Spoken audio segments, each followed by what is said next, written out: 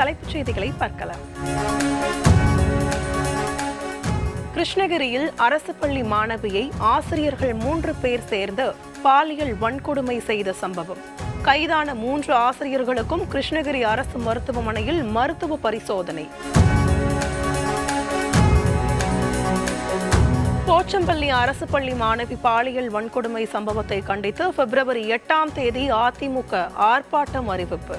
தமிழ்நாட்டில் அதிகரித்து வரும் பாலியல் வன்கொடுமைகளை ஸ்டாலின் மாடல் அரசு ஒடுக்க தவறியதாக எடப்பாடி பழனிசாமி சாடல்.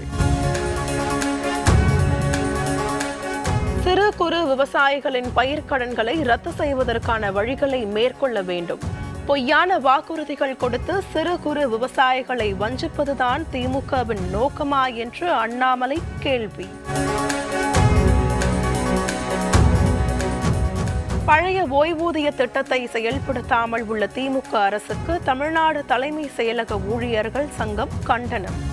முதலமைச்சர் மு.க. ஸ்டாலின் மீது இருந்த நம்பகத்தன்மை அடியோடு அழிந்துவிட்டதாக ஆதங்கம். ஈரோடு கிழக்கு தொகுதியில் 2 வேட்பாளர்கள் முறைகேடாக போட்டியிட்டு இருப்பதால் இடைத்தேர்தலை ரத்து செய்ய கோரிய வழக்கு. தேர்தல் ஆணையத்தை அணுகுமாறு கோரி வழக்கை தள்ளுபடி செய்தது சென்னை உயர்நீதிமன்றம். ஈரோடு கிழக்கு சட்டமன்ற தொகுதி இடைத்தேர்தலில் கள்ள ஓட்டு போட்டுவிட்டு வெளியே வந்த திண்டுக்கல் நபர் சிக்கினார்.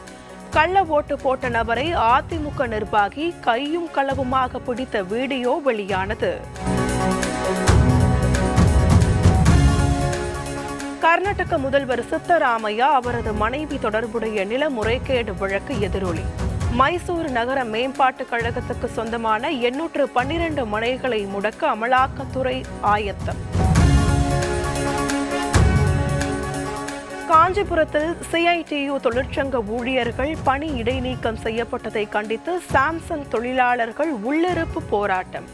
ஊழியர்கள் நிறுவனத்தின் கொள்கையை மீறி உள்ளதால் தற்காலிகமாக இடைநீக்கம் செய்யப்பட்டுள்ளதாக சாம்சங் விளக்கம். தாய்லாந்திலிருந்து சென்னைக்கு கடத்தி வரப்பட்ட 7 கோடி ரூபாய் மதிப்பிலான உயர் ரக கஞ்சா பறிமுதல்.